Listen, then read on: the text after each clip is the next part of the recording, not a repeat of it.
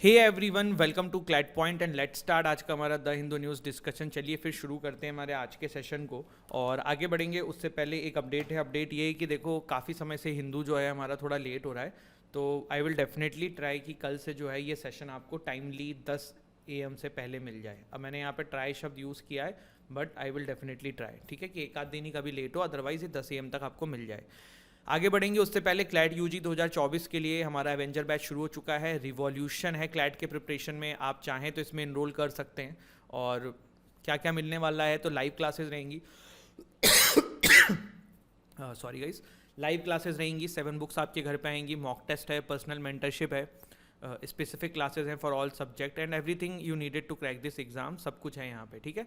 21,999 का जस्ट ये कोर्स है। अगर आप क्लैट 2025 की तैयारी कर रहे हैं तो you can enrol in our Vijeta batch which will cost you 32,999। तो ये दोनों कोर्सेज के बारे में आप ऐप से डेमो क्लासेस देख के इनरोल कर सकते हैं। नेक्स्ट बैच जो है वो 15 मई से शुरू होगा, तो आप इसके लिए इनरोल शुरू कर सकते हैं अपना, ठीक है। क्लैट पॉइंट के और भी वर्टिकल्स हैं, जैसे कि CLAT PG, NL set, law optional, judiciary. हमारे ऐप पे जाके आप इनके बारे में भी डिटेल में चेक कर सकते हैं। आगे बढ़ते हैं। पहला आर्टिकल जो है वो बात करता है इमरान खान अरेस्टेड, प्रोटेस्ट इरप्ट्स इन पाकिस्तान। तो पाकिस्तान की ये न्यूज़ है, आपको पता ही है कि वहाँ पे पॉलिटिकल क्राइसिस चल रही है। इमरान खान को वैसे ही बीच में हटा दिया गया था। थोड़ा सा ना इमरान खान के बारे में जान लो यार। ये फॉर्मर प्राइम मिनिस्टर तो हैं, इन पे ना एक क्वेश्चन ये बन सकता है कि भाई कौन से पॉलिटिकल पार्टी के हैं। तो इनकी जो पॉलिटिकल पार्टी है ना, उसका नाम है पाकिस्तान तहरीक ए इंसाफ, PTI जिसको बोलते हैं। तो ये ध्यान रखना कि पाकिस्तान तहरीक इंसाफ जो पार्टी है वो है इमरान खान की पॉलिटिकल पार्टी, ठीक है। इनको अभी क्यों चार्ज किया गया है, क्यों इनके ऊपर ये बेल वेल नहीं मिल रही है, या फिर क्यों इनको जेल में डालने की बात चल रही है, तो मल्टीपल करप्शन केसेस हैं इनके ऊपर, और वो लगाया गया है under section 9A of National Accountability Ordinance 1999। वैसे तो देखो ना, ये क्वेश्चन आने नहीं चाहिए क्योंकि दूसरे देश की इंटरनल पॉलिटिक्स है, बट मैं ये क्लैट के जो प्रीवियस पेपर आए ना, मैं इसको देख के इसलिए ऐसा श्योर नहीं हो रहा हूँ, क्योंकि अब क्लैट ना मतलब स्टैंडर्ड जीके क्वेश्चंस नहीं पूछ रहा है, कुछ भी इधर उधर के क्वेश्चंस डाल देता है बच्चों को तंग करने के लिए जीके में। तो आ सकता है, तो पता होना चाहिए, ठीक है। और ये न्यूज़ तो बढ़ेगी, अब घटेगी तो है नहीं, तो आपकी एग्ज़ाम्स तक काफ़ी ये मतलब चर्चा में रहने वाली है, तो वो ध्यान रखना। इसके बाद देखो यहाँ पे अगला आर्टिकल है 24 killed as bus falls off a bridge in MP। तो ये क्या आर्टिकल है, ये कह रहा है कि at least 20 people were killed and 40 injured. एक बस की दुर्घटनाग्रस्त एक बस जो है वो एक ऐसे पुल है उससे नीचे गिर गई है, और उसमें ये एक दुर्भाग्यपूर्ण घटना है कि इस तरीके की एक घटना घटी है। देखो काफ़ी सारी इस तरीके की चीज़ें देखने को मिल रही हैं। अभी हमने केरला में एक देखी थी बोट वाली, और ये अब MP में आया है। तो ये वाली चीज़ें हैं, एग्ज़ाम के पर्सपेक्टिव से तो नहीं है, लेकिन हाँ थोड़ा सा आपको आइडिया होना चाहिए। फिर यहाँ पे देखिए IED से रिलेटेड एक टेक्स्ट वाले पेज पे आया हुआ है, तो आप अपनी इंग्लिश को इम्प्रूव करने के पर्सपेक्टिव से इस आर्टिकल को पढ़ना चाहो तो न्यूज़पेपर में पढ़ लेना। देखो एग्ज़ाम के पर्सपेक्टिव से ज़्यादा कुछ है नहीं। IEDs के बारे में मैंने आपको, जब हम ये पूरा मामला डिस्कस कर रहे थे, तब हमने देखा था कि IEDs क्या होते हैं, इम्प्रोवाइज एक्सप्लोसिव डिवाइस, और सरकार को इसमें ये बताया हुआ है कि क्या क्या उपाय करने चाहिए जिससे कि ये इस तरीके की चीज़ें लोग लगा ना पाएँ, या फिर अगर लगाएं तो ट्रैक कर लिया जाए आर्मी के द्वारा। तो वो चीज़ है, ये एग्ज़ाम का इसमें कुछ इतना एंगल है नहीं। फिर देखिए श्रीलंका की बात होती है, तो श्रीलंका की सुप्रीम कोर्ट ने क्लियर कर दिया है path to legalise homosexuality.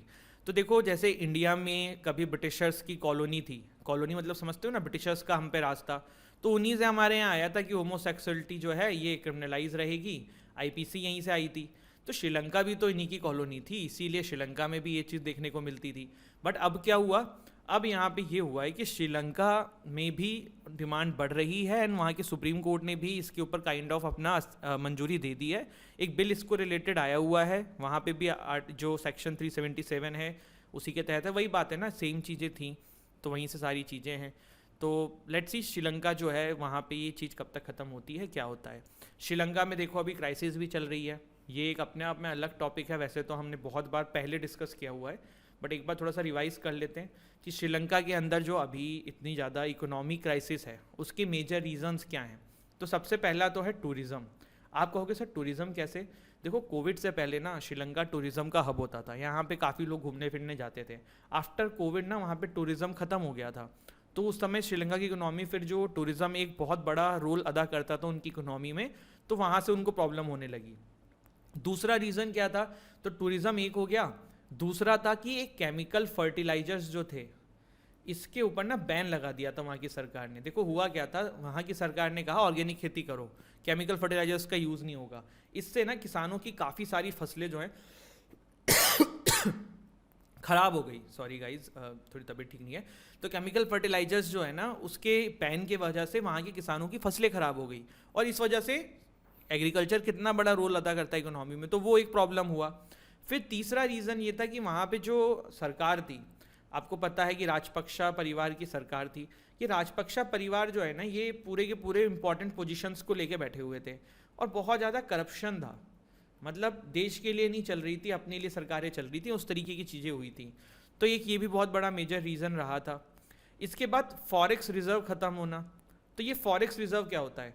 Forex reserve का मतलब होता है कि आपके पास फॉरेन एक्सचेंज रिजर्व जो होता है वो खत्म हो जाता है। जैसे कि क्या है, पूरा वर्ल्ड जो है वो ट्रेड मोस्टली किस में करता है, डॉलर में करता है, ठीक है। तो जब भी कोई कंट्री को सामान बाहर से खरीदती है तो वो डॉलर में पेमेंट करती है, ठीक, और उसको पेमेंट अगर कोई उसके यहाँ से भी सामान खरीदता है तो डॉलर में मिलता है।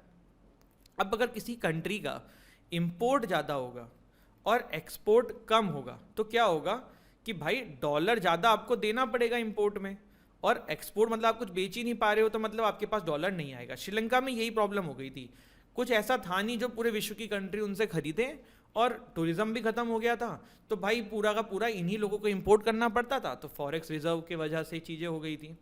Last but not the least, debt trap. Sri Lanka ने बहुत उधार लिए हुए हैं, सिर्फ चाइना से नहीं, बहुत जगहों से, इवन चाइना से तो लिया ही है, एक अपने आप में एक अलग टॉपिक है। ये देखो जैसे श्रीलंका है, तो श्रीलंका में यहाँ पे ना एक पोर्ट है जिसका नाम है हब्बनटोटा पोर्ट।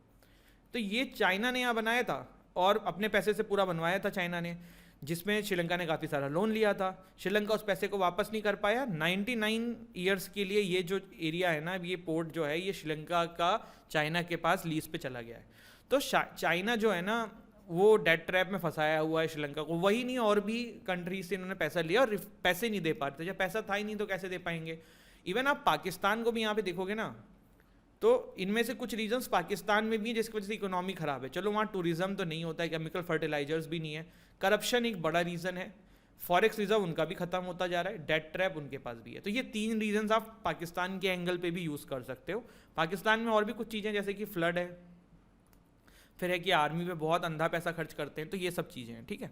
चलो इसके बाद देखो, एक दिन हमने एक आर्टिकल डिस्कस किया था कि आर्टिकल 142 पे सुप्रीम कोर्ट का एक वर्डिक्ट आया था, ठीक है। चलो उस केस का नाम मुझे बताओ, मैंने आप लोगों को बताया हुआ है, लेकिन इसमें ना कुछ पॉइंट्स हमारे छूट गए थे, तो वो आज हम डिस्कस करेंगे।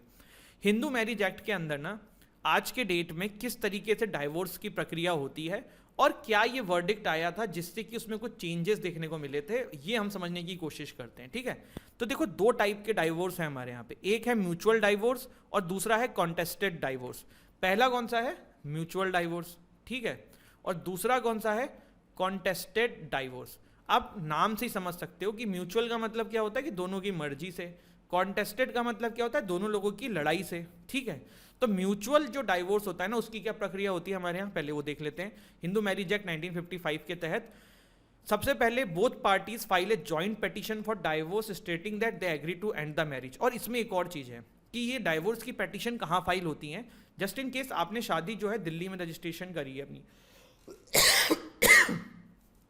एक्सट्रीमली सॉरी गाइस, मान लो आपने शादी दिल्ली में रजिस्ट्रेशन करी है, ठीक है, तो दिल्ली में आप ये डाइवोर्स की पिटीशन फाइल करोगे। अगर आपकी शादी दिल्ली में रजिस्टर्ड थी बट आप मुंबई शिफ्ट हो गए हो तो आप ये मुंबई में भी कर सकते हो, ठीक है। तो ये एक एग्जांपल मैंने कोट किया है। तो पहले क्या होगा म्यूचुअल वाले में कि आप जो है एक पिटीशन फाइल करोगे दोनों लोग कि भैया हम डाइवोर्स चाहते हैं। तो कोर्ट जो है ना आपको वेटिंग पीरियड देगी। ये waiting period 6 month minimum and 18 month maximum होता है। इसमें क्या होता है आपको सोचने का समय मिलता है, कूलिंग ऑफ पीरियड मिलता है कि भाई फिर सोच लो कि तुमने शादी क्या पता बचानी हो या इस तरीके की चीज़ें हो। तो ये सब चीज़ें अगर हो जाती हैं तब सेकंड मोशन में फिर डाइवोर्स मिल जाता है। तो ये क्या है आपकी म्यूचुअल डाइवोर्स है। म्यूचुअल डाइवोर्स का बेसिकली कॉन्सेप्ट क्या है कि दोनों लोगों की मर्जी थी, मामला गया कोर्ट में, 6 से 18 महीने यहाँ पे मैटर आपको मिनिमम 6 महीने ही मिलता है बहुत सारे केसेस में, लेकिन देर आर सर्टेन केसेस जहाँ पे कोर्ट को लगता है कि ज़्यादा कंफ्यूज हैं तो फिर 18 महीने दे देते हैं कूलिंग ऑफ पीरियड की, सोच लो, फिर उसके बाद डाइवोर्स ग्रांट कर दिया जाता है, ठीक है। तो ये म्यूचुअल कंसेंट डाइवोर्स है हिंदू मैरिज एक्ट 1955 के तहत। और एक और प्रक्रिया है कॉन्टेस्टेड डाइवोर्स। कॉन्टेस्टेड डाइवोर्स का मतलब क्या है, मान लो भाई मिस्टर एक्स जो हैं वो चाहते हैं कि उनको डाइवोर्स ना दिया जाए, वाई चाहती हैं कि भाई हमें तो डाइवोर्स लेना है, तो इस केस में कॉन्टेस्टेड डाइवोर्स होगा। तो इसमें क्या प्रक्रिया होती है, देखो इसमें ना बहुत लंबा केस चलता है, 3-3 4-4 साल, तो मिनिमम बता रहा हूँ मैं, बहुत लंबा चल जाता है, क्योंकि दूसरी वाली पार्टी चाहती ही नहीं कि डाइवोर्स हो। क्या ग्राउंड्स होते हैं कॉन्टेस्टेड डाइवोर्स के, तो कुछ ग्राउंड जैसे कि अडल्टरी, ठीक है, एक अडल्टरी ग्राउंड होता है, फिर डेजर्शन कि भाई एक बंदा छोड़ के चला गया है, तीसरा है क्रुएल्टी, कुछ फिजिकल मेंटल क्रुएल्टी की जा रही है। वैसे सबसे ज़्यादा जो केसेस देखने को मिलते हैं ना, जब मतलब अब तो हम इसी फील्ड में हैं तो अपन लोगों को तो आइडिया है, तो क्रुएल्टी के केसेस डाइवोर्स में बहुत बताए जाते हैं कि क्रुएल्टी है, मेंटल क्रुएल्टी, फिजिकल क्रुएल्टी ऐसे बताते हैं, तो वो वाली है। तो कॉन्टेस्टेड डाइवोर्स कैसे होता है, देखो फाइलिंग ऑफ पिटीशन हुई, ठीक है, फिर सर्विस ऑफ नोटिस हुआ दोनों पार्टीज़ को, सामने वाली पार्टीज़ को, कि भाई आपका स्पाउस जो है आपसे डाइवोर्स चाहता है, फिर एविडेंस आएंगे, फिर जजमेंट आएगा। लेकिन ये प्रोसेस नहीं है लिखने में 4 स्टेप है, ये 4 स्टेप नहीं है, बहुत लंबा प्रोसेस होता है।